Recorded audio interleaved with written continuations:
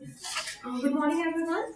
I'm Komal Jain. I've been working with Equal Experts since last 2.5 years, and I've worked on a variety of projects here, mainly web applications. And in one of our recent projects, we have worked with React.js. We were a team of people. None of us had worked with React.js, but we were able to learn it and deliver the project beyond expectations in a very short time. So yeah, here we are to share our experience and knowledge how you can go about developing an application in React.js. I'll hand it over to Pradeep. Hello. Is it audible?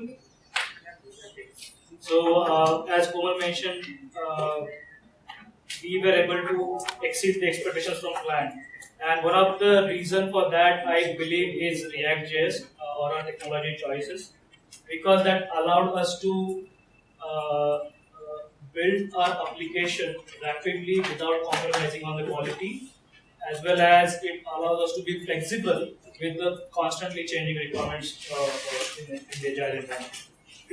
And I give most of it credit to React, and I would like to share that experience with you, that how React allows us to do all these things. So to begin with, I would like to talk about what is React. Pradeep, you're not audible, so you have to go into the mic. Or maybe you just.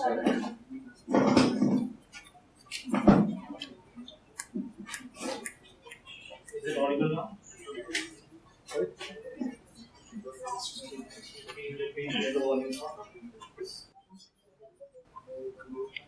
Is it okay now? Yeah. Okay. So, what is React.js? So, when I asked you guys to introduce and why you are here about React, to hear about React is because I wanted to understand what type of crowd do we have here. Do I need to start with the very basics of React.js, or is there an advanced audience where I can skip some of the parts? But I think there's a mix and match of both this kind of audience. So I will try to stick somewhere in between and try not to bore the advanced audience, as well as try not to overkill putting a lot of information for audience. So React.js is not a single page application framework. Okay, so if you are trying to compare Angular or Backbone or Meteor to React, it will be like comparing apples to oranges. React.js is just a component framework. So if you are following the development of ES6 and ES7, there's a new technology which is under consideration, which is called as web components. Okay, and React.js is just a glimpse of that technology, where even before releasing the specs, we can try using the web components with the React.js. But in fact, they have come with their own component philosophy. They are not actually following the specifications of web components. But in a nutshell, it is just a component framework. Okay, and in my recent talk at Expert Talks, I also talked about why we need to think about components and move away from the traditional MVC approach of from the web UI development. And React.js was one of the examples I chose there to demonstrate how we can use React.js to build components and how we can compose our UI. So is it clear that React.js is not an MVC framework? React.js is not a single page application framework. It is only a component framework. Okay, which was started in Instagram, where they were developing a lot of their web applications. They were using Angular a lot, and they realized that Angular somewhere is not living up to their expectations. It is somewhere. Sometimes it is being very slow. Sometimes it's very hard to debug some of the issues, and that's when they started realizing that they need something else, which is more predictable than Angular.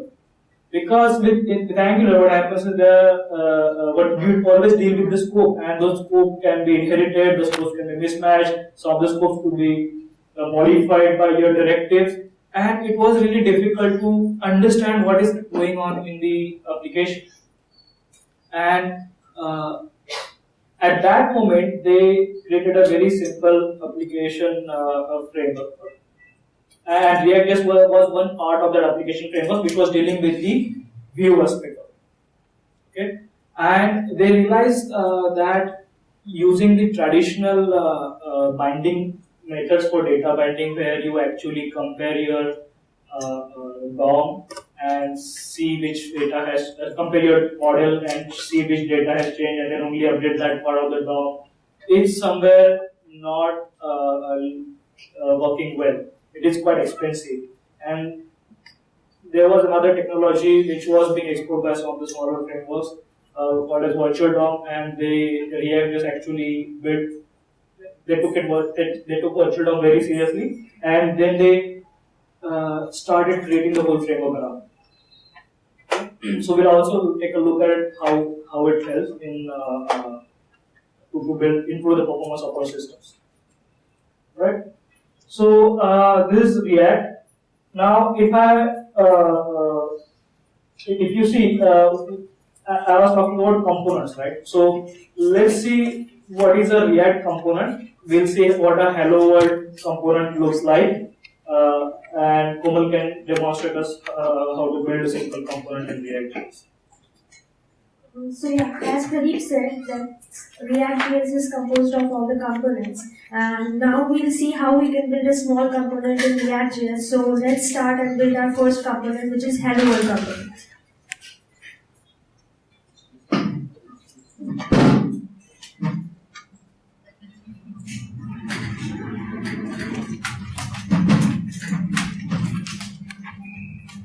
Can you increase the font? Yeah, Yeah. just give me a second.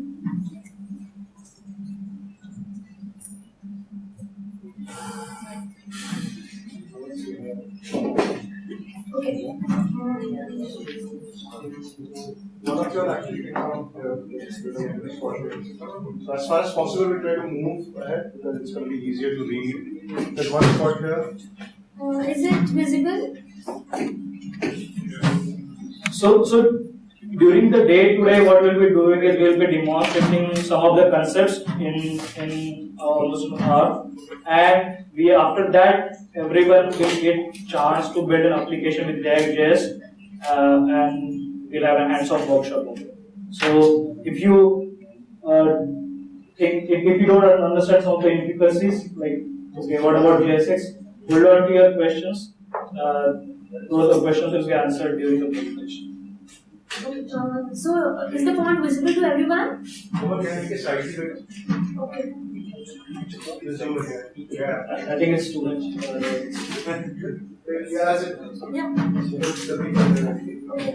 Great. So what we'll do is we'll be using ES6, but we'll not move completely to ES6 because I think not everyone will be comfortable here with ES6 syntax. So we'll be using a combination of ES6 and ES5. So instead of using require, we will be using import syntax which ES6 provides. So I'll be importing React. So I want to create a Hello World component. I'll say React, and I need to say React.create class. Now what do I do next? Whenever I create a React component, the first thing needed is the render method. What is the render method? It is a method which is required in every React component. It's compulsory to have a render method inside the component.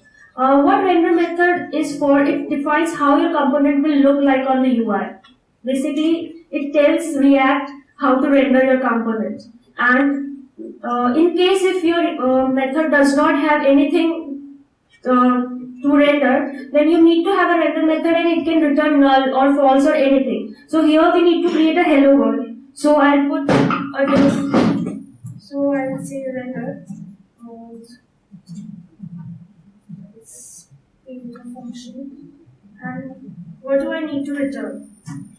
I need to return a div which says hello world. So I'll say React dot create element.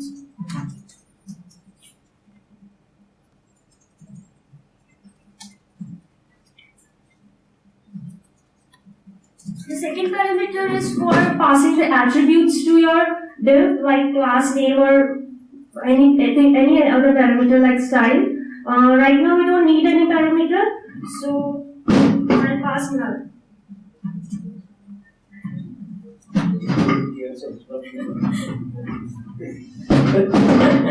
Like a nice shot. It's leave.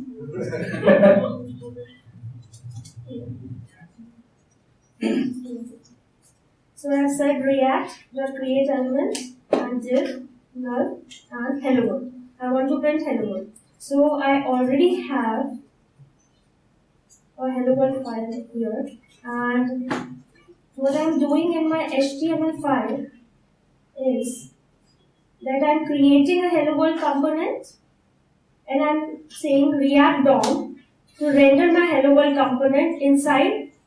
Should I have to scroll along? Yeah, can you zoom out? Yeah. So I've created a div with ID app. So I'm asking React to render my hello world inside this app. Okay, so we'll run this and we'll see how it looks in action.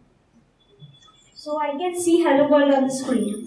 But you'll be wondering that it'll be so difficult if I create all my elements like this. My React.create element and what attributes to pass, what will be the parameter and everything. So it will be really hard for me to do this way, and we are not familiar with the syntax, and there will be a lot of learning curve for us.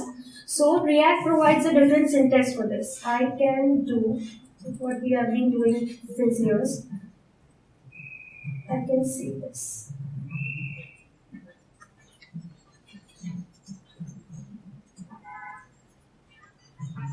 So here you can see that we can actually write an HTML inside or along with the JavaScript code. So And that's why we have used a JSX extension over here. Yeah. This is again invented at Facebook, where they wanted to have everything, including the styles, the DOM, and the logic in one file, and it was easily readable and understandable by the designers as well. So they come up with this JSX format. So with the JSX format, you see it's actually looks like HTML and it's something we are familiar with. But it's not HTML, it's basically XML, which we are using. And the React is doing the conversion for us. When we say JSX, it understands, and we need a transpiler called Babel to convert it to JavaScript again. But you can use other transpilers as well, which have a plugin support for JSX. I mean, here in this example, we'll be using Babel. Yeah. And so here, as it's XML, some of the things will be different. Like if you want to provide a CSS class, you cannot say class equal to something. You need to say class name equal to maybe hello world. Why? Because class is a reserved word in JavaScript. So there are few differences which you can find in React documentation anytime. So if you see, and JSX is helpful for the UI designers as well, because they are very familiar with this syntax and they do not have any learning curve. Also, I would like to show you this plugin which is called React, and you can see the React components here. So you can see hello world. Should I zoom? So you can directly see React components in your inspector.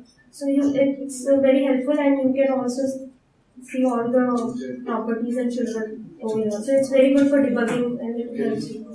So this was our first React component which we built, hello world. Now we'll see if you want to pass some attributes to our component, how we can do that.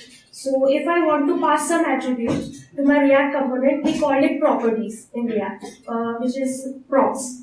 And how do I pass it? So I'll go to my index.html. Sorry, can you hide this sidebar? Yeah, sure. It will say you Yeah. have some range. So I created a hello world component, and I want to pass my name. So I'll say name and over. And one to side. Okay. Okay, where is it? So how do I access my name over here? I can just say this dot props and dot name. Because you see, many times we don't want a DOM to be static. We want it to be manipulated by some JavaScript or something. Most of the time, the publication that you're building, you would like them to be dynamic. And if you are building a reusable component, you would like to change the information in that component by passing them from the outside. And props is one of the way with which you can pass some of the data to your component from outside. So here in the inspector, you can see the prop I have passed and the name, and it says hello Komal. One thing about the property is that you should always treat it as immutable inside the component. You should never change the value of props inside your component. You should always treat it as immutable. It should be a thumb rule. We'll come back to why you should not do that later when we cover life cycle of a component. But treat it as a thumb rule that you should never mutate any props inside your component. So this was all about how we can create a component and what actually JSX is and how we can pass any property to our component. Move to Steve. Yeah. So along with the props or the properties that we can pass into a component, your component might want to have its own data within the component, right? Which it doesn't need to take from the parent, but it may want to manipulate that information internally. So we have a particular object called a state in the React component where we can store any information that we want. We can modify that information within the component, and whenever this state changes, the React DOM will re-render that. Okay, and that's the beauty of it. So let's take an example of this. So, Umar, I was asking, do you know how to write this?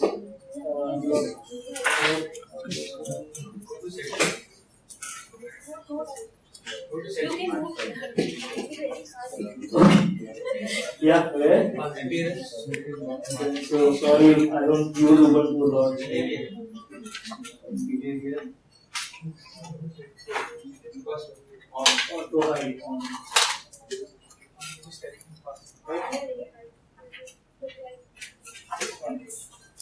So, let me show you an example over here. I think before you start, can you go back to Yeah. why do we need to some modules?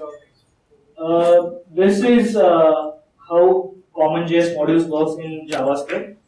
So if you want to use this hello world from some other file, okay. So for example, here we are using it from our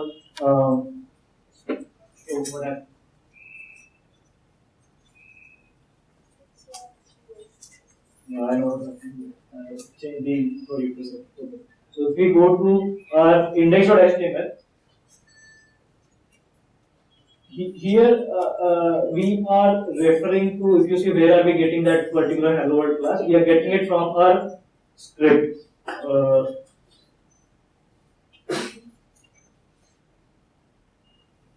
Which is bundle.js, and that is being generated for us using Webpack.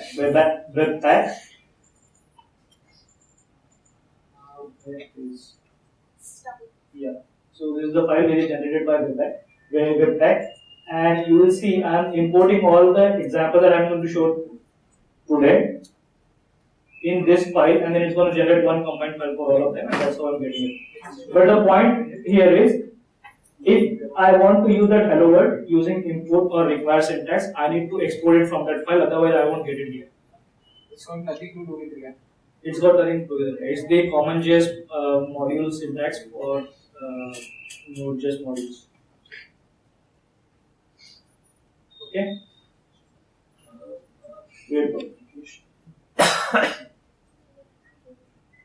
Must be here, right? I want to show the example. Yeah. So let's go to another example for state. let's look at this counter. Okay. So similar to our hello world component, we have this counter component. What I am trying to do here is whenever I click this button, okay, I want to increment the count. Okay, and I'm taking this count. If you see here, I'm displaying this count from the state of this component, and on every time I say increment count, it's gonna modify the state, modify the count, and put it in the state. And that's how React will render the whole component again. Let me show you one of the example in the Chrome. So there should be another window.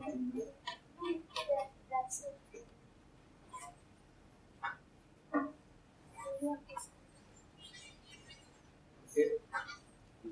Let's have two windows. Okay. So let's see example first page over here. Let me click on this increment button. And see this button.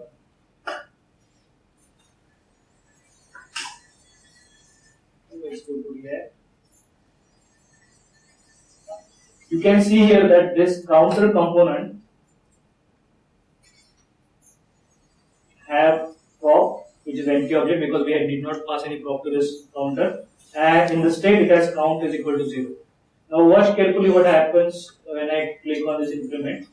The count changes as well, and because the state changed, it re-rendered the DOM with the latest count. So that's how I am manipulating state, and because I am manipulating state, React is re-rendering the DOM. So that's where the virtual DOM comes into picture, where it computes which part of the DOM is getting changed, and then it re-renders everything by comparing the diff. Similarly, how Git compares between the diffs. Alright? The complete div you are overwriting or The whole document. only value? The complete document. It is re-rendering the complete document. What it does is, maybe we will come back to that when we talk about virtual DOM. Okay, is that fine? Like in Angular, we change the value. Yes. Change the value at the state. Yes. So in Angular, when the scope changes, it kind of recompiles the whole document structure, right? It's similar to that, but slightly different. Okay. So think of this as analogous to your scope in Angular. Okay, but it is not exactly scope because scope can be inherited, scope can be mutated easily from outside, which may not happen over here. Okay. So this.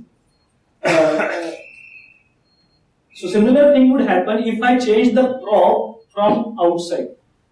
Okay, that we'll see in the next example. So do you understand this code? Is there a problem in understanding this? What I'm doing here. On the click of this button, okay, I am saying increment count. Increment count is going to increment the count and set it to the state. So if you simply say this dot state, you might ask questions like here I am accessing the state using this dot state. Why I am not simply setting this dot state dot count is equal to count plus 1?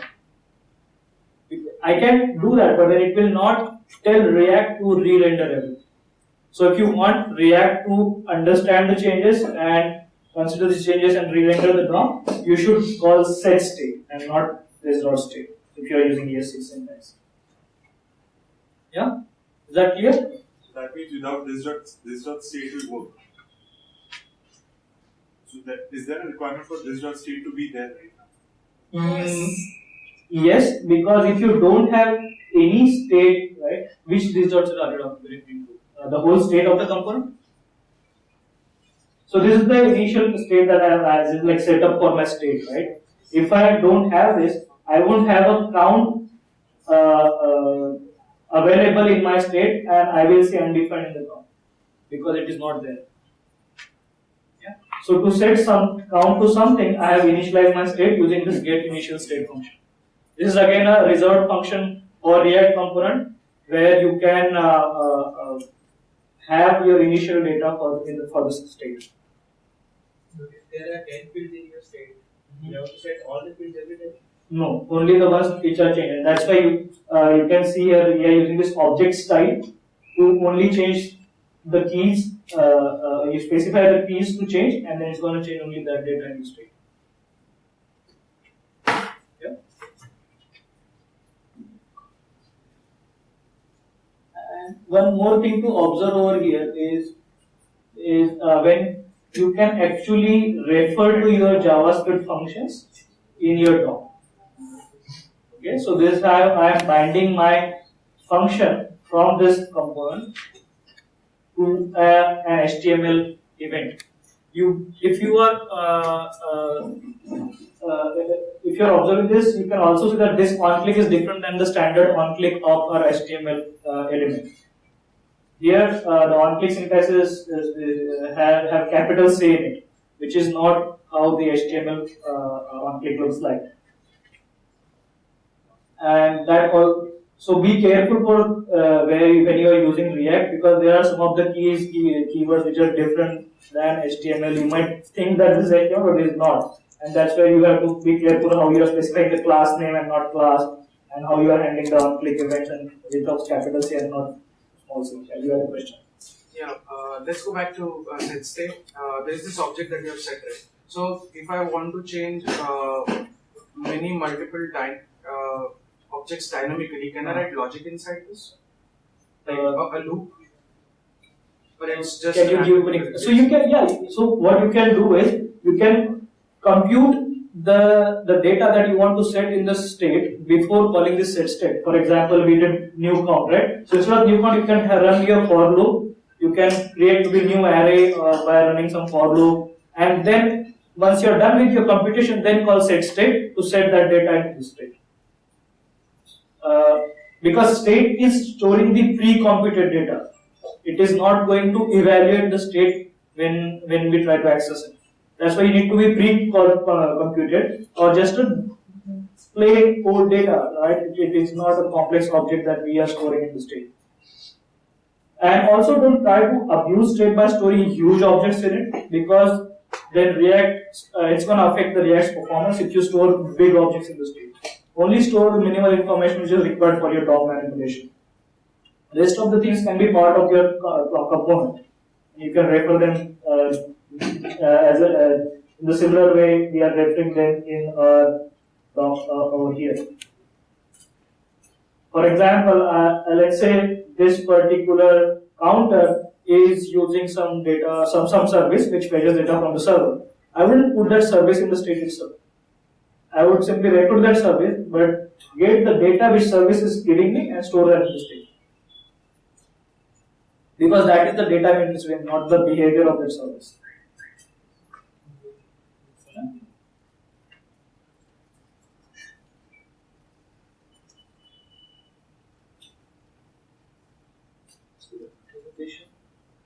So now let's talk about virtual DOM. So your question was how it understands on which part of the DOM it changes, right? How React understands what thing changed. So what React does is when you will see that we are not directly monitoring change state variable. We are using set state method.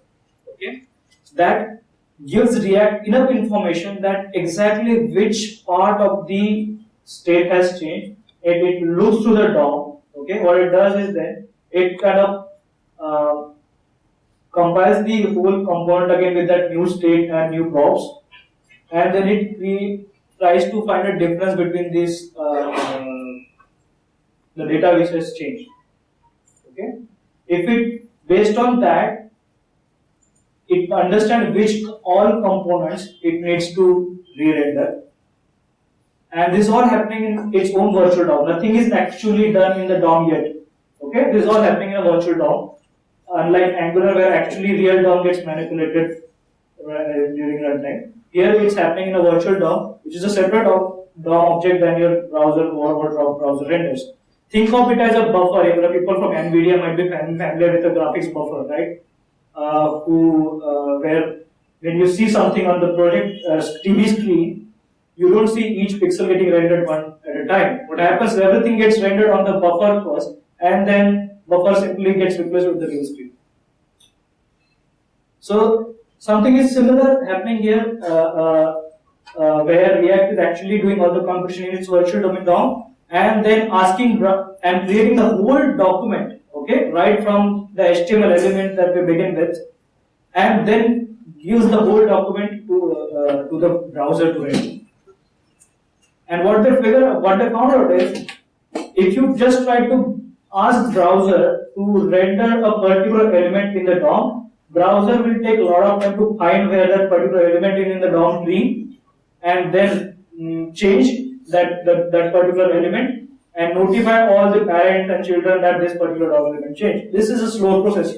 In fact, what is simpler for browser is, okay, get this XML, render it without applying any logic.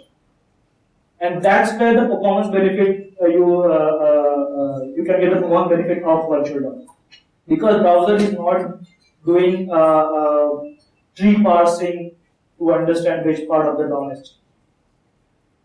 Yeah. But unlike in frameworks like Backbone or Angular, you actually only try to find which children has changed, and then try to change those children within the DOM. That's why you see a lot of problems in Angular. So, and you will see a lot of flickering as well. If you are dealing with Angular application, you will if some scope changes, some elements suddenly disappear, and then there's a flickering. Sometimes there also be a possibility of data loss in that case.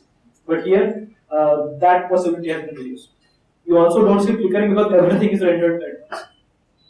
Not every individual component is not getting one at a time. The 10 components, only one component changes, still the entire.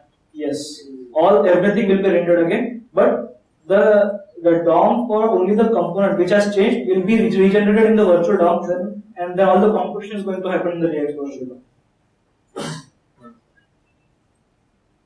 Can you just tell me what is the overhead of replacing entire set of 10 DOMs at the same time? Because browsers do hashing of the DOMs as well. But in case of Angular, you only change what has actually been modified. Yes. So the overhead there is less. So no, but you have to find that element in the DOM tree. So you might not find the performance improvement when you have only few elements in your DOM. But if your DOM tree is really big, yes, that's the case. Then you will find a lot of issues, because then it takes a lot of time to find where that element is and where to replace that element.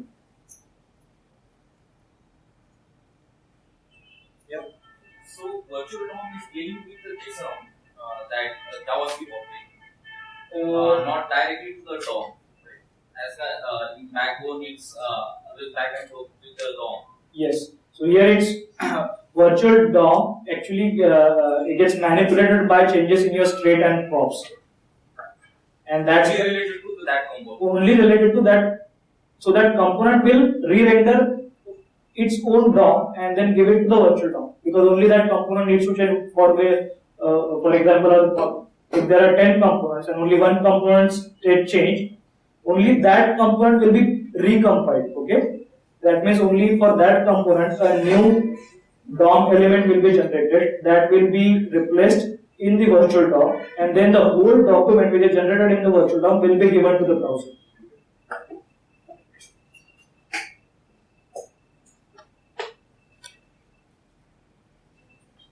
Any question about virtual DOM? If there are any scripts inside your HTML, those will be executed. Yes. So there is a proper life cycle to components, and we can see where we can see all those life cycle methods and which method gets triggered for a component, and depending on that, you will see maybe the script that you are talking about, whether that will execute or not. Okay, let's. Sync between virtual DOM and actual DOM, is it like real time, or you have some sync period in between where it syncs it? Because if you have component model, many components will be like change simultaneously, right? Yeah. So how virtual DOM gets like? So another advantage of React is, I won't say advantage, but a philosophy of React is the unidirectional data flow. changes are going through only one direction. For example, only from parent you are changing some props, and that's when the child thinks that something has changed, and then it renders.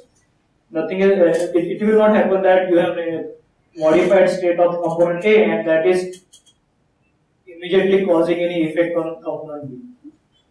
Because the data is not flowing between components and components, it has always going from parent component to a child component. Okay, so React only knows which particular component has modified. So let's say there's a component tree.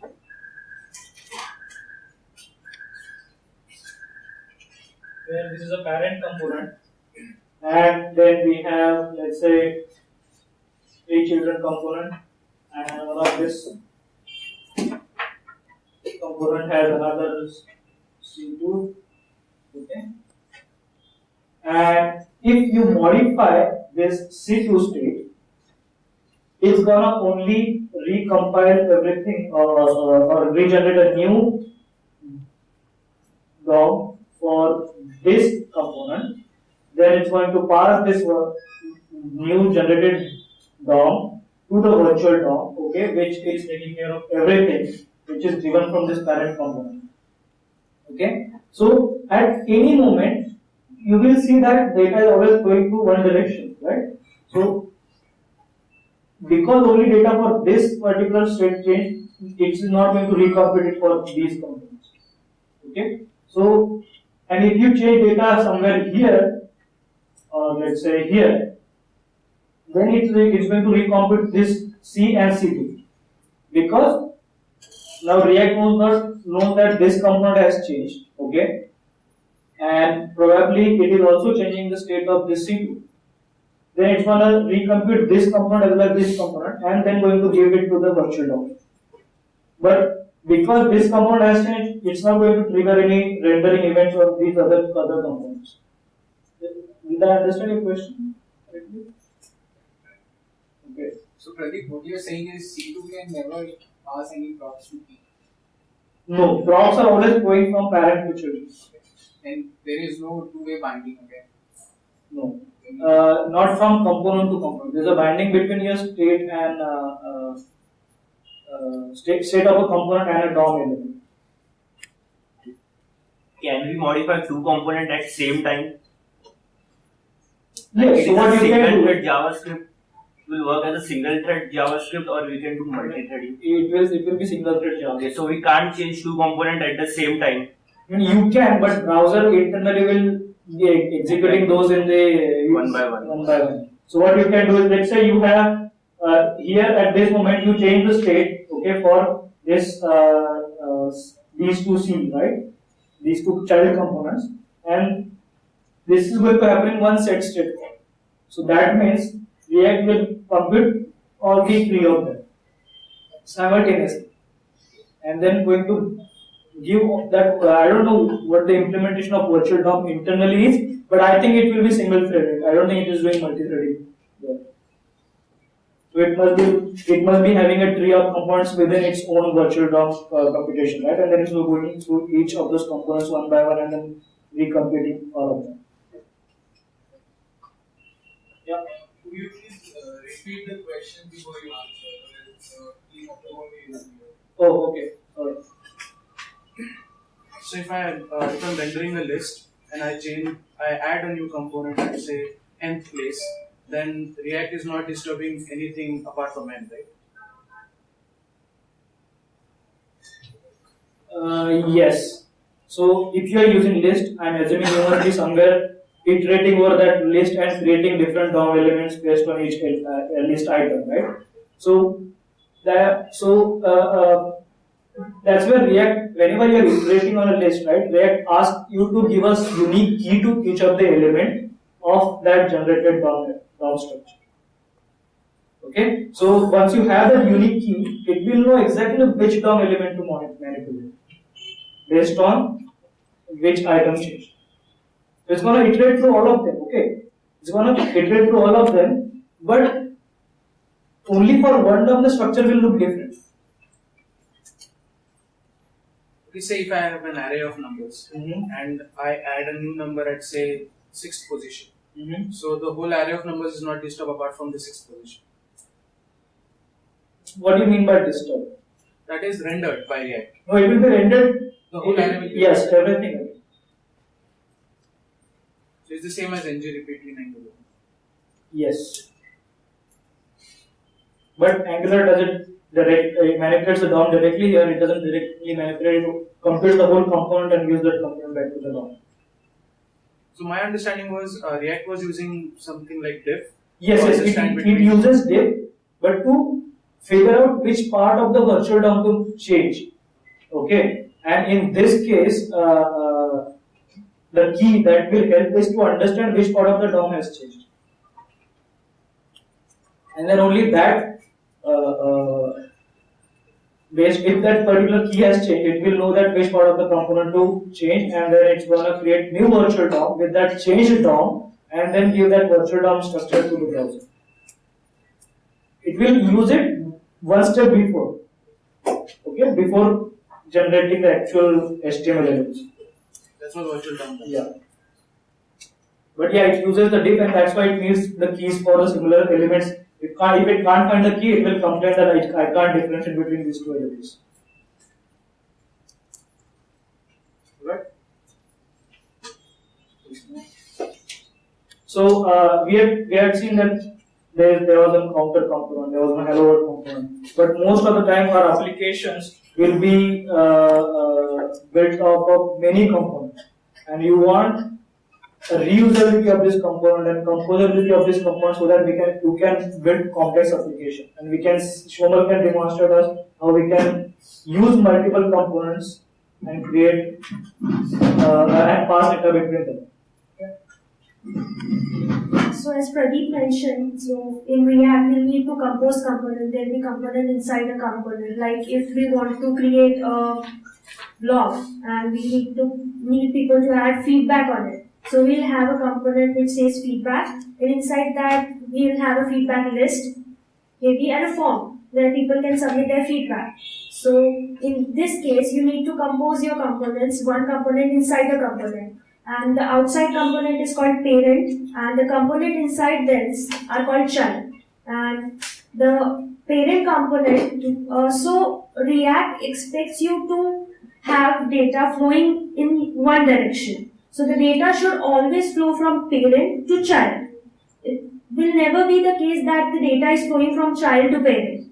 And you should follow that unidirectional approach. So in this case, you should keep your state and all the variables in parent and keep your children as stateless as possible.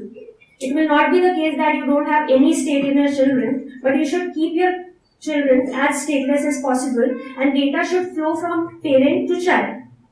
And whenever the state of parent updates, it automatically informs the children and they are re-rendered. So we'll take one example. So we'll take one example to see how we can compose components and how the data is flowing from parent to child.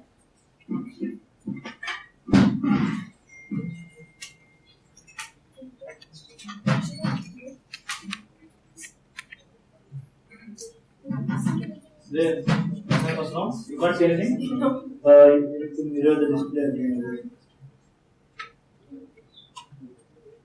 Yeah. It will come. Yeah, it's Oh, like, because it was only. Yeah, now can you see it? yes. Yes, great.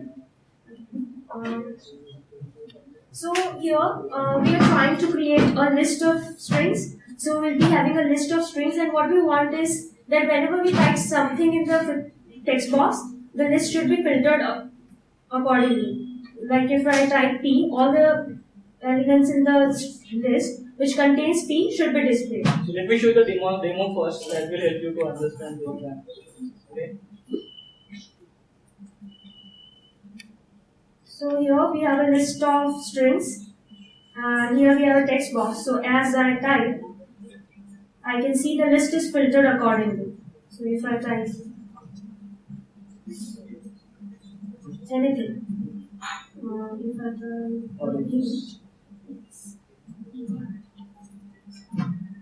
so the list is filtered accordingly. So we'll see how we can build this.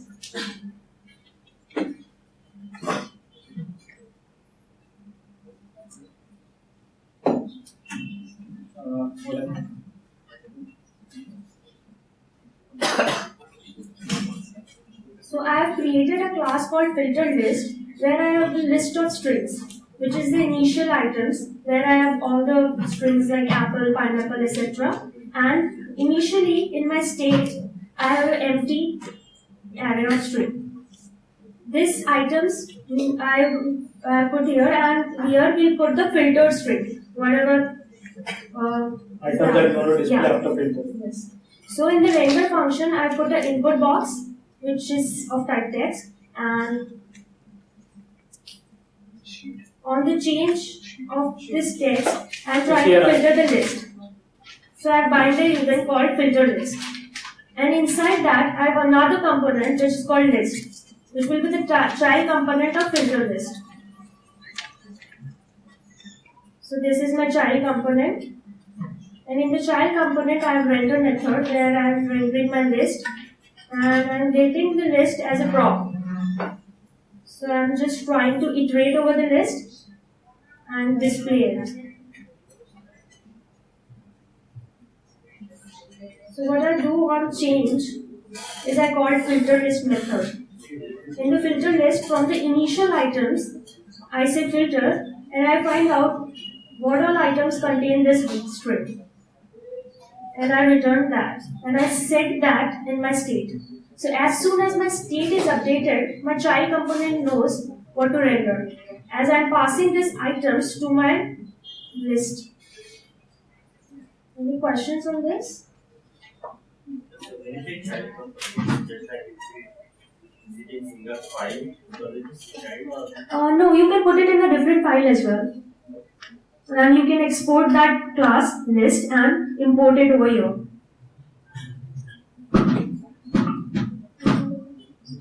Is this example clear? This one question. So when you say list of items in the box and somewhere you say key is equal to Yes. Let me go down. So yeah, as Pradeep mentioned that if you are displaying a list, you should have a different key for each item so that React can identify that these two elements are different. So I have assigned a key to all my list elements. what's the difference between value and int? Because you're having a value over here. Which value are you talking about? So item that you put after key. That is something to display on the Display on the DOM. DOM. This key is only for the React's internal component. It can't be anything. It need not be item. I can even have index over here. Yeah. So it should be unique. So how do you define the relationship? Yes. So here you can see this is a list component, right? And we have another component which is a filter component. So filter component is a parent, and it is using this list component inside that filter component in the parent's form. So the callee is the parent and the one which is being called is the child component. And you can easily see that through our debug console as well. Yeah. In the debug. Yeah, sure.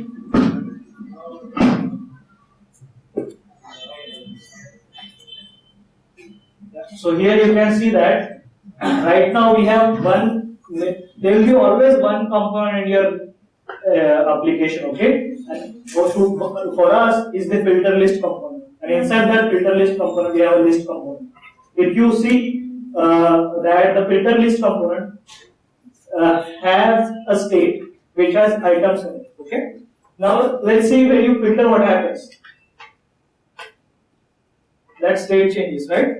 And when that state changes, because that state is being used for this list, which is the children, it's gonna recompute it for the list again. It's gonna recompute all the properties for list. So if you see list has only the items, and those things will also be modified. But the list is taking those items from props and not from the state. And that again goes back to what Kumar was referring, that we should always keep the state in the parent and put it at one place and try to just pass in that state to your Two child children. components. So as soon as my state is updated, I can see the props are changing. So here my state has two components, and if I go pp, and my state is changing. So my state has two items, and if I go to list, the props has the same value. You can see that rendered over here also. So you can also see it in the sidebar. How the list control is getting work. We are calling a update list control. So yes, so React is whenever you are changing the state of the parent, React recomputes the DOM for that parent, and list is part of that DOM, right? Yeah. So list is the child which is part of parent's DOM, and that's when this thing gets recomputed with the new state item. That's how new list is getting written. So having list as a marker in require its Yes. list control. Yes. So this is not actually HTML markup. This it is actually telling React in the React DOM. It is actually telling that add list as a child component of filter component.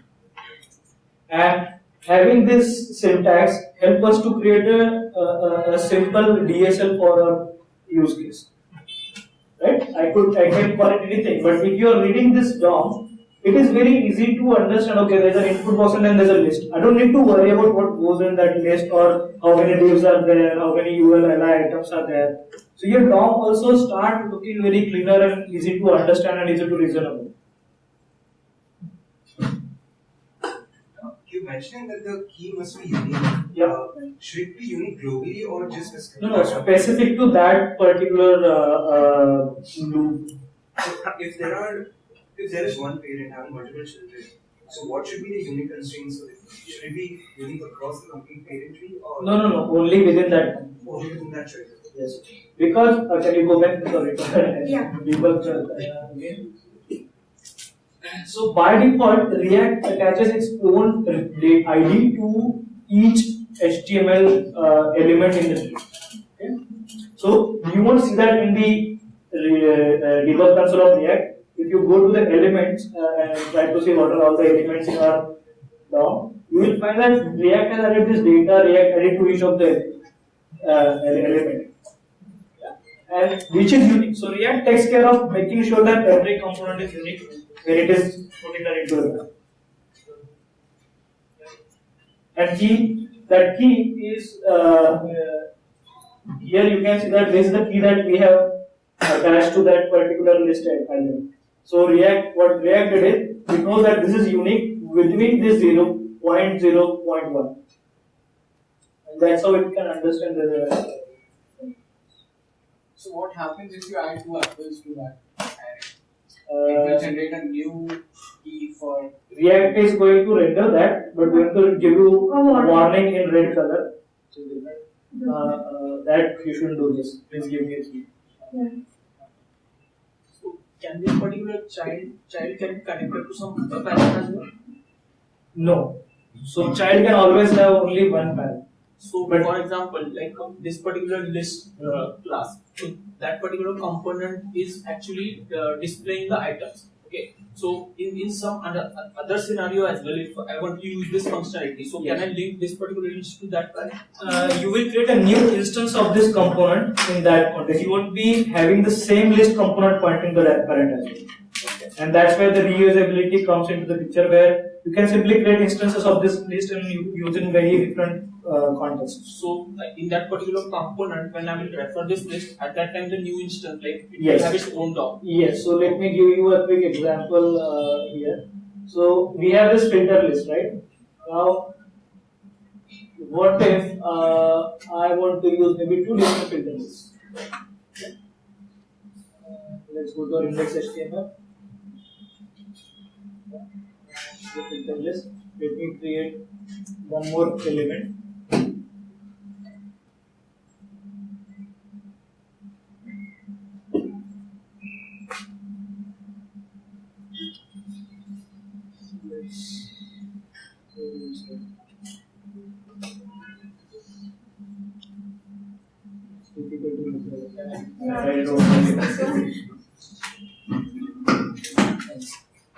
So let's create a new component within our filter list.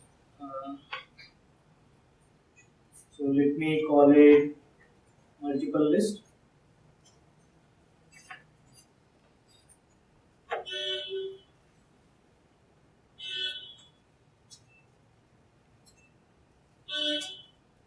let's import React because we want to extend.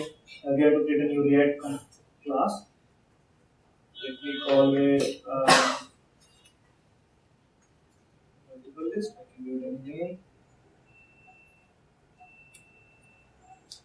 Or let's put dashboard, which is going to be actually a React class, not ES6 class. We call it React or React class. This will create a new React component for us. And the only mandatory method in the React component is the render method. Okay. From here, I am going to return one div, okay, which are two filter list components.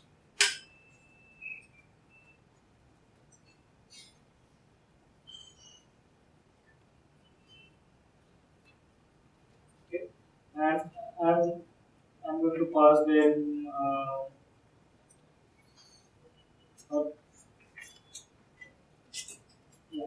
Let's say I have these two different filter list components right now. We will also need to import this filter list over there.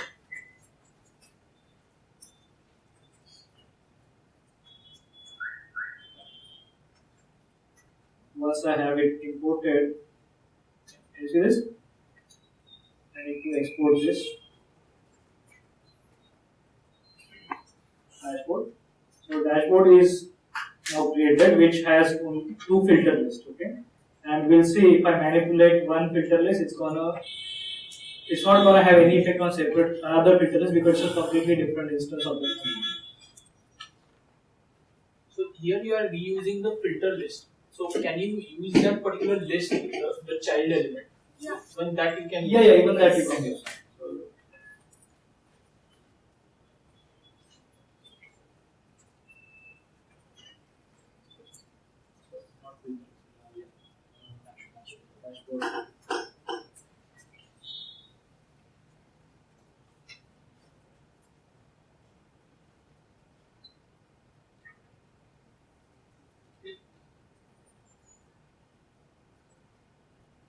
What is our file name? I should rename it to dashboard.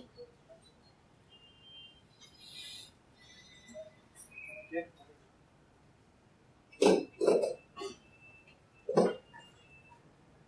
I will have to include it in my main file so that it can be part of my bundle.js.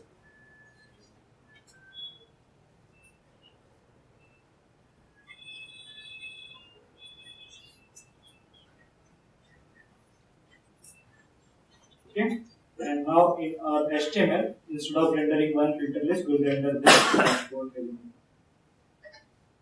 So one question, can we copy paste this entire code? If we are creating a dashboard, but we have these two lines and we going to duplicate that. So basically we are reusing data list in HTML. Here, okay, yes, we can do that as well. Yes. So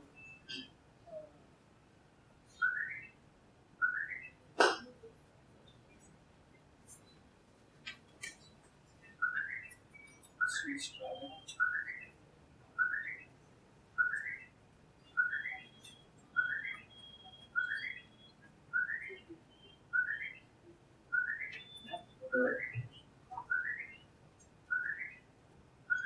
And then we'll try to do this. I haven't tried that before, but I think it should be possible.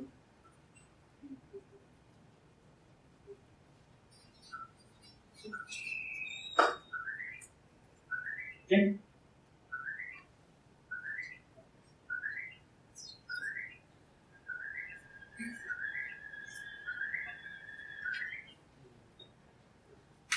We'll take them.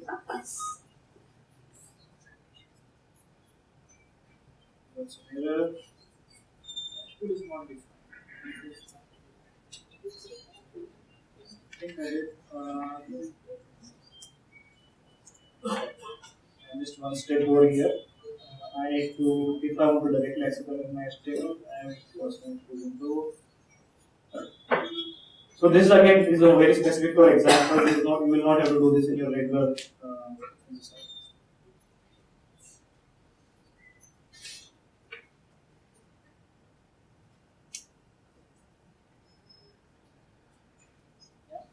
now you can see that We have in fact have three lists.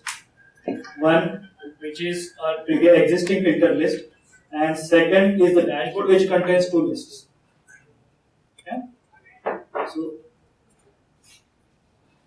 let's see if I can.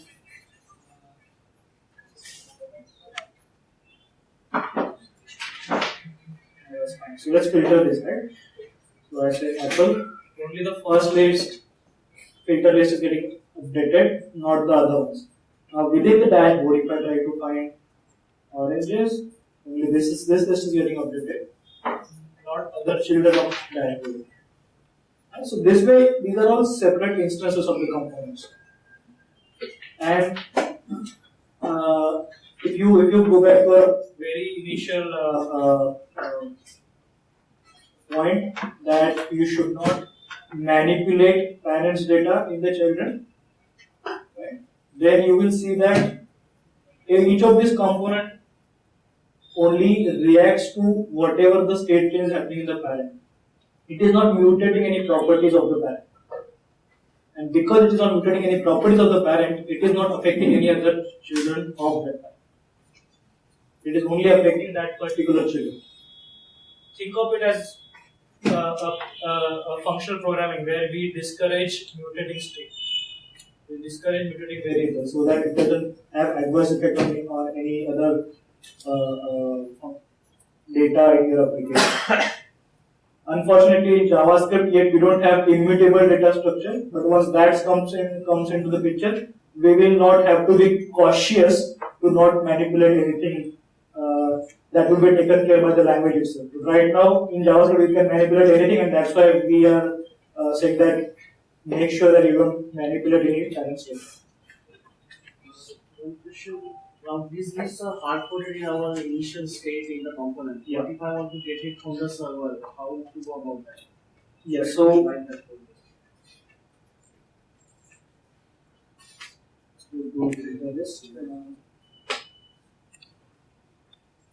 So what I did is I have hard-coded here, but this is just one object in my class. So in fact, you can do is you can import some service here, and when your component is ready to be mounted, you can, or even in the get initial state, you can call that service and get that data. You can make an Ajax call here. Yes. Not in the HTML code.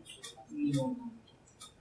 Because making that Ajax call is actually behavior of your component and not HTML page. And that's where the abstraction comes into the picture. We encourage to have everything related to that component, even the styles sometimes, within that component itself. So everything becomes abstracted. So that becomes like one black box. You don't care what goes inside that black box or how that is implemented. So this gives us reusability. You can share that one component file with anyone. Anyone can simply say require that particular component, and then they will be able to use every functionality, including the styles and JavaScripts within that component, without need to know how it is implemented. They only simply need to know what is the component called and how to put that into the DOM.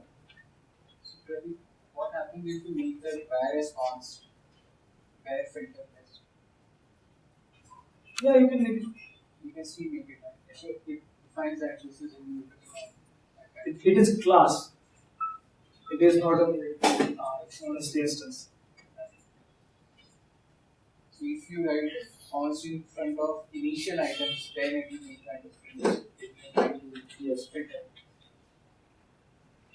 And Ajax call will be in this particular method. But if I use this component in 3 places, then there will be 3 Ajax calls. If I don't use that, then how? Yeah, so that can be taken care by your service. So you can have caching in your service where you only fetch data once, and then once it is available, you can send it to the data. The other way, what I was thinking, maybe I will make the call in the HTML. Once I get data, and then I pass the data back to the You can do that as well, but then that's again depend.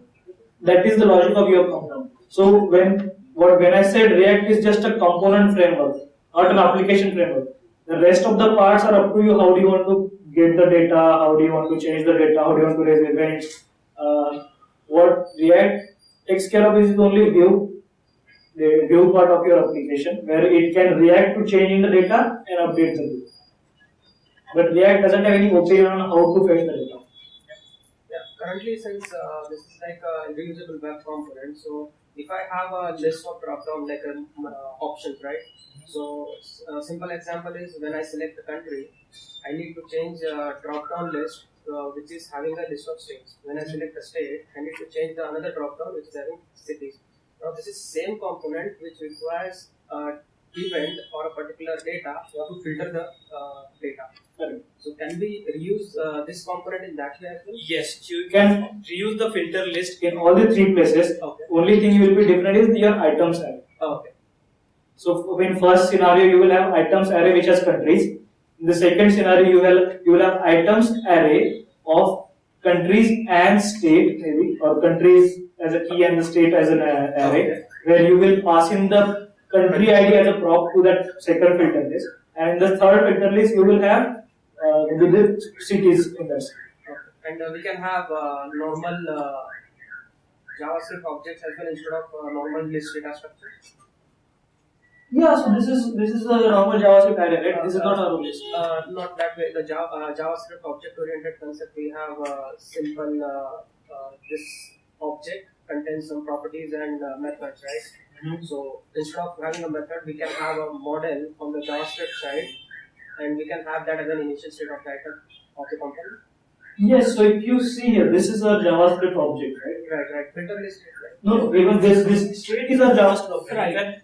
You can treat it as your standard JavaScript object. You can have complex properties. Okay. But I wouldn't encourage to put a lot of information in it. Any other question?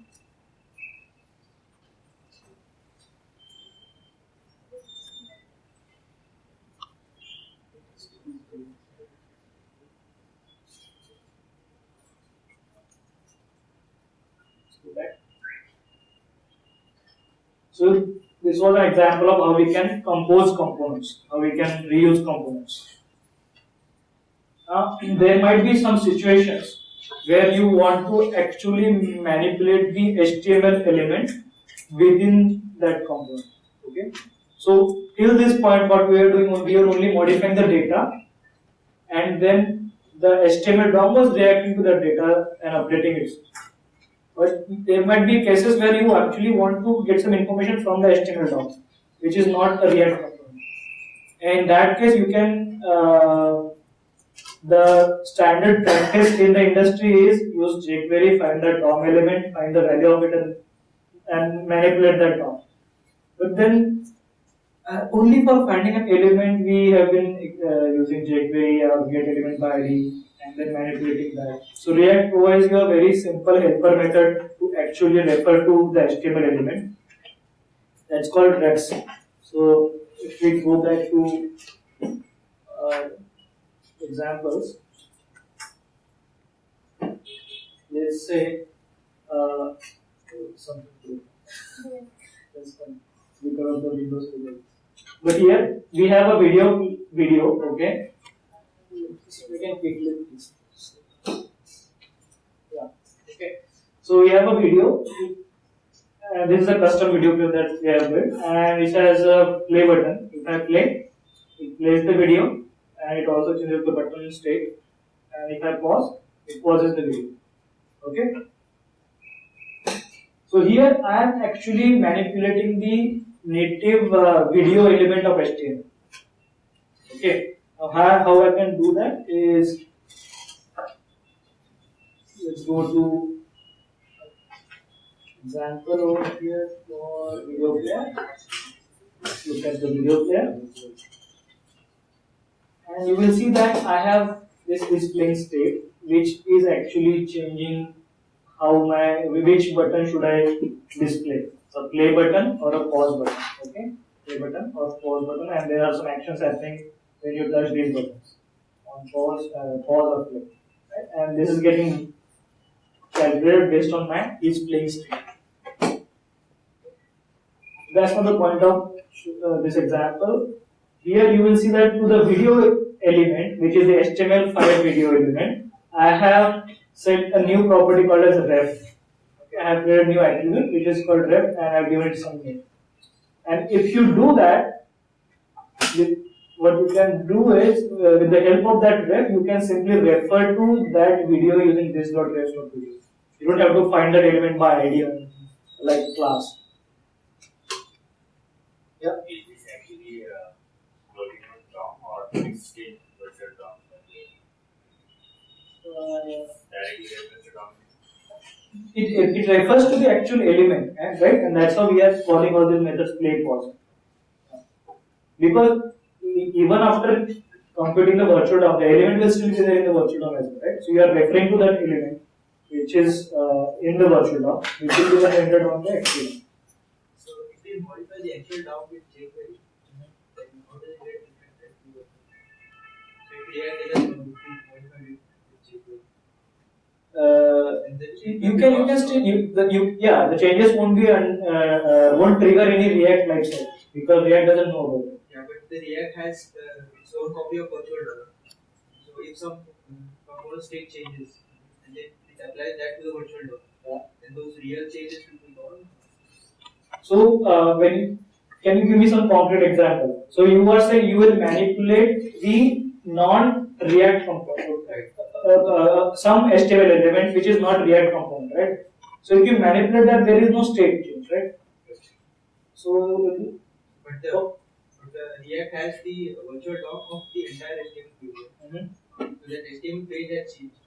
yes, but React doesn't render something when the HTML page changes. React renders something when props or state change, not when the DOM changes. It will be out of sync with virtual DOM and actual. Because your virtual DOM still has the state that you refer to. No, but it is only a reference to actual element. It doesn't hold a separate copy. No, I don't think it's related to this. It's like general question. So if something directly updated on actual DOM by some jQuery or something else, your virtual DOM will be out of sync from that. Does React.js constantly watch for real DOM changes? No, it doesn't need So it will to. get out of sync, right? I mean, there is no syncing happening between the element and the React DOM. There is no syncing. It is what you see on the browser, right? So if you manipulate something in the HTML element, and After some time, React re-renders it, the changes will be gone. yes, but only if you are overriding those changes to state. For example, let's say I have an input element, right? So let's quickly show you that example. You can have a switch there. If you add an input element in Yes. the index.html directly and then manipulate it with some JavaScript oversell, so that is not known to React at all. Right? So you want to know what will happen when the changes. Yes, so I'm going to use the counter example for that. So let's go to counter. Here, let's say we have instead of showing the count as a label, I'm going to display that as part of the value of the input element. Okay. We not add the input element in the component itself, but add it to the HTML. Then it won't understand it. Yeah. It will be overridden. But even if it is there and that is attached to the state, we want to see how the state overrides the actual change that happened in the HTML. But in the HTML, if you have the input component, then the changes will be overwritten by React or They will be overridden by React. So, using React should not use DOM. Yes, because when you are losing, you don't need if you are manipulating DOM manually while you are using it. There are many drawbacks of the React, like data can't flow from child to parent, and it is not compatible with other JavaScript framework. But that is actually a conscious decision that they deliberately don't want data to flow from child to parent, because then you lose the track of reasonability of your application. How do you want to reason? We can do this change, right? From passing data. Yes, and if you have that particular requirement, if that is your specific requirement, okay, there are other ways to handle it. That actually Okay, what kills you can have is, have you heard about flux architecture? Okay, so we'll take a look at that. that property actually kills Angular's performance. Yeah. So we have this input text over here. Let me give it some ID. Okay. And now if I render this,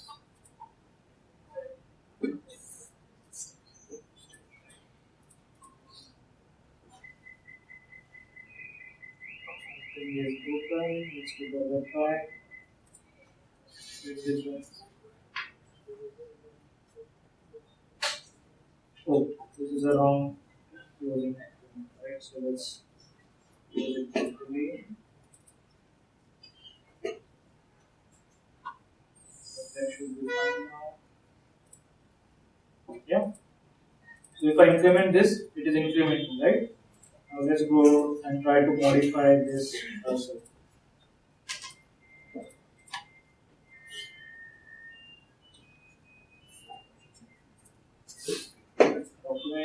Get element ID counter, which should give us the counter input element. Yeah, it is there. Now let's try to set the value of this.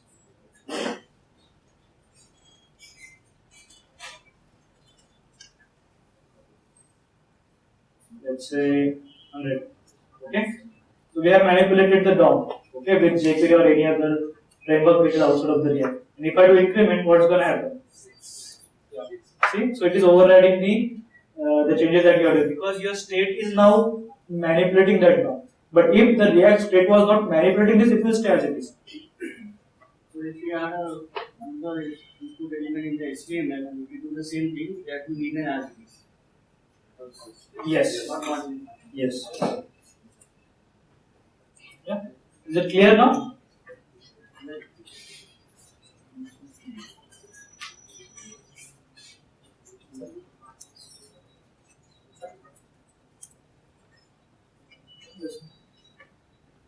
Now someone was referring to when should I get the data, right? Or when should the data will be triggered if I am getting something from the service. So there are certain lifecycle methods to a React component which gets executed at a specific time. For example, when the React component is added into the DOM, the component will mount method will get executed. And if the component is mounted properly, after that it's going to call component did mount method. And these two methods will be only called once. Okay? Because component is going to be only added to the DOM only once. Even if you control F5, then also. No, then the whole everything will start again. But within the life cycle of your application or the React application, if the component is mounted and there is one instance of the component, it will only trigger this. Now, if you change any props for that component from the parent, it's going to trigger component will receive prop before updating its state. This component will receive prop of the child component. Yes. And once component, if you send it with new props, it will modify its, it will update the child component, and at that time, component will update to a method called to decide whether it should update or not. And that's where it does that comparison logic, whether some state has changed or not, or some props have changed or not. If nothing has changed, it won't really render it. But if you want to override that logic, you can override that with should component update method. So if you return true, then only React will render that component. If you return false, it's not going to render the component. Once you update the component, after that component did update method gets called. And if you are, let's say, removing that component from the DOM, just before removing that component will unmount method will get called for some cleanup if you want to do. Now let's see all these lifecycle component methods in action. Let's go to an example. Now, see what happened over here. When I brought that component, okay, into my DOM, so these are the events that you can see in which order, in which order they were executed. So these are the parents event. So first parent got initialized and then parent got mounted. And for child, when parent was mounted, after that the component will actually it should be other way around, right? Top, so parent will be at the top. So then component will get triggered for children. Then once it is mounted, component did mount will get called. After that, component will receive props will get called. Okay. Now this is my parent component. Now let me change something here and add a new prop for my child. Okay, or modify that prop for my child, and let's see what happens. So, okay. See, so component will receive props got triggered because I only modified props. I did not mount the component again. Component was already mounted. What was changed? Component will receive. This was the trigger which was this was the event which was triggered. If you see in the console, let me refresh this. Now, some of the events I have logged into the console because if I try to change the state in these events, it will go into loop. Okay, for example, in the component will update. If I try to change the state of this my component, it's gonna again for component will update, and then your browser will hang. And that's why I have logged them here instead of rendering in the state of my component. And once the component was mounted, we see that mount was component will receive was called, and then component will update was called, and the component did update was called. Okay, so these are two extra events I have logged on the console which I couldn't log here. Got it? And make sure you don't manipulate any state in these two events, because otherwise it will go into the loop. If you want to see example of how this is written, we can do, for example,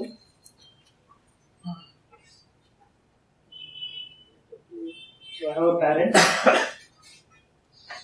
okay, which has items which is parent initialized initially, and then whenever we are adding an item, we are adding it to the state, okay, here, and that item state is being sent as items prop to my child. Okay. Can you go to the browser? Yeah. If you go to the component, if we type something like hi, and you say add item, state change. Right? Yes. And if you hit add again, then you can add again. So if the input hasn't changed, it shouldn't trigger something. That's not our logic. That is your logic that you will have to build into the. Okay. So we haven't put that logic in place. Yeah, because that was not how we used this for. Maybe I want to add it again. This is just an array, right? And I keep adding items to that array. It's not a hash set where only unique keys are there. Right. So if you want to do that, then what's so is there something? Yeah, you will simply clear this out and disable this button unless there is a different key. That is one way to solve it through UI. You want to solve it through JavaScript code, you will make sure that there is no duplicate entry into the array. And I think there is a life cycle also where you say should update. Yes. Where you can put that. Same. So you can see that if the new props is now is same, then don't update.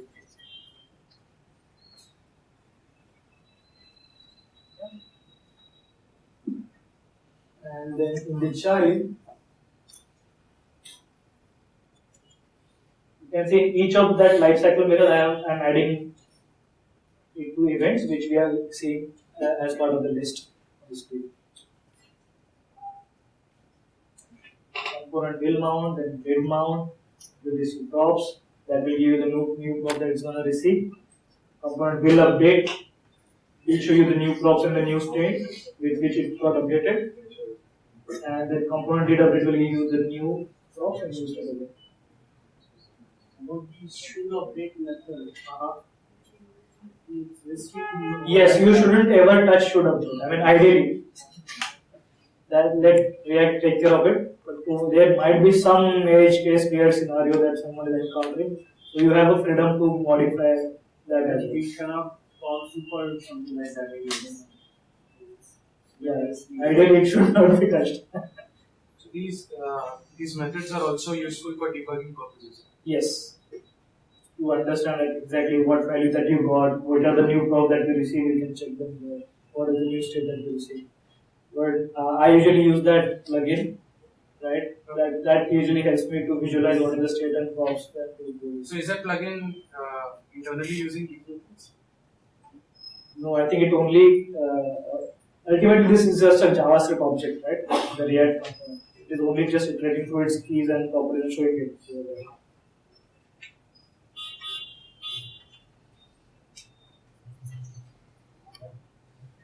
let's go back to your presentation. So one last thing we should consider before taking a break and actually writing something is event binding.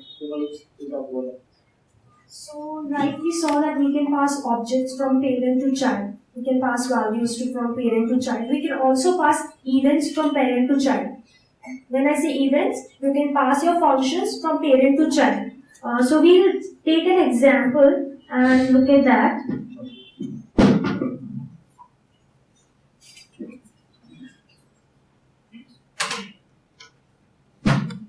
Do you want to show the example first? Yeah.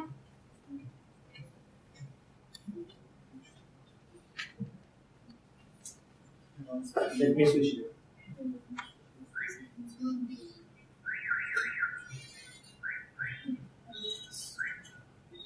So this is my parent component, which is a list of elements, and I want to say delete.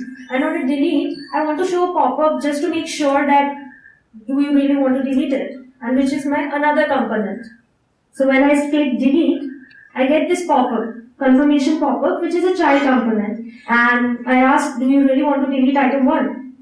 If I say yes, the item is deleted. If I say no, the item will be deleted.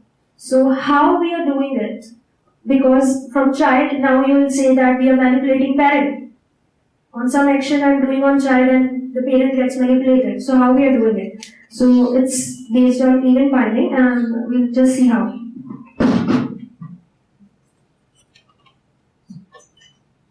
Although there's a bug in that example. Yeah. Will someone stop it? Yeah. Item number is yes. So we are using indexes and building the numbers are doing.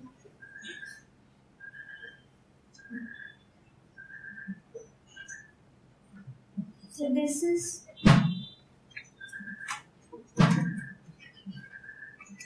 test pop-up is my parent component where I have a list of items, item 1 to 5. I just have a state where to show pop-up, which is false or true. So when I go to my render method, I can see that I'm rendering the list of items here, and on click of delete button, I want to display the pop-up. So let's see what display pop-up is doing. So in display pop-up, I am just updating my current item index and show pop-up true. And pop-up is my child component where I am passing display equal to true. I am passing the title, and on yes or no, I am passing the events. What you should do when I say yes or what you should do when I say no. So I am passing the functions from my parent to child. Delete item is my parent function in my parent. So I am just showing the delete item function here. So here I am manipulating my state and I am deleting that item in my parent. Did you mention something? Yeah. So here if you observe, you can see that we are not actually invoking that function when we are passing to the prompt. This is slightly different than Angular. In Angular, I think we actually completely object the invocation like the syntax when we are passing the binding the methods to your directives. But here you are only attaching the function handle and not actually invoking the delete item over here. Okay, that's the slight difference from Angular here. So when I go to my child component, you can see on button, I say on plate, invoke on yes, which was passed to me as prompts. So this will invoke my parents on yes function, which was passed to the child. And similarly for no, I'll invoke on no method, which was passed from the parent. What if the function that we are passing needs some argument? How do we pass that argument? So here, what we, if you like, do you want to pass the argument from parent to child or from child to parent? Okay. So, for example, child, for that particular function, right? That is my behavior. Okay. What should happen in that function? In this particular case, pop-up doesn't know what is that function or what that function does. For pop-up, it's just a function that it needs to invoke, and that's why I have kept the arguments as part of the state itself. Here, the current index is the data that I'm going to operate on when that function gets invoked.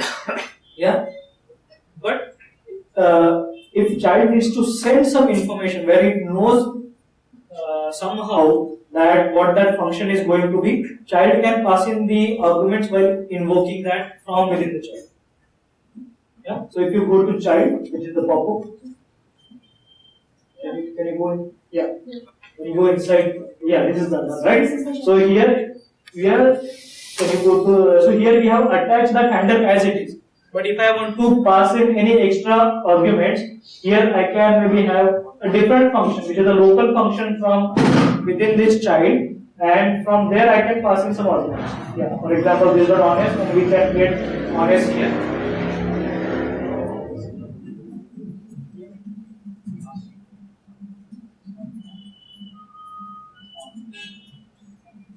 I can invoke this dot props dot honest with whatever arguments that I want to pass. Then we are passing information back to the parent in a way. Yes, that's so. It's like breaking the philosophy. Like now, component knows what the data that parent is actually is. It's possible, but not. Yes. But in some situation, you might want to do that. You know, some of the components are tightly coupled, and they know about each other. Then you can use this. One more thing over here, you can also pass a block to your child. So here in pop-up you can see we are passing a div. A complete div to your child component. Do you want to delete this item? So you can also do that. And how do you access it inside child? You can just say this.props.children. So this will render that particular div which you had passed from the parent here. This is similar to transclude in your Angular directives, where you can give it the document HTML DOM to render within that component. How do we pass it? So Can you show that again? Yes, sure. Zoom. So you write it as if you are writing an XML, right? Simply like have a pop-up, opening pop-up, then some div, and then the closing pop-up. And to access that, you can say this dot props.children. So it's between the opening and closing tab for the child. Yeah. Here, any question? So when you say this.props.children, what all properties it gets? Everything of the children? No, whatever you have included as an HTML over there. Okay. And if I have a different component sitting over there, you will get that as the well. whole That DOM as it is. how do we achieve internationalization? Like I don't want the message hard to read. I don't want it to be. I want it to be in French or depending on the local. Yeah. So this maybe this component is your internationalization component, where or there will be another. Let's say I will say. Let's say I create a new component. It is internationalized, and that component only takes some string, okay, and a local, and based on that it hits the Google Translator and converts that message to that local and renders that. So that will be my own another component which will do that for me, and then I can use it wherever I want internationalized messages. Yeah. But there is no inbuilt support. It is a very bare minimum component library, but you can utilize this library to build anything complex. Yeah. So, is there? Do you understand what we are demonstrated? Like it was a very fast introduction to what React is, how we can utilize different parts of React framework.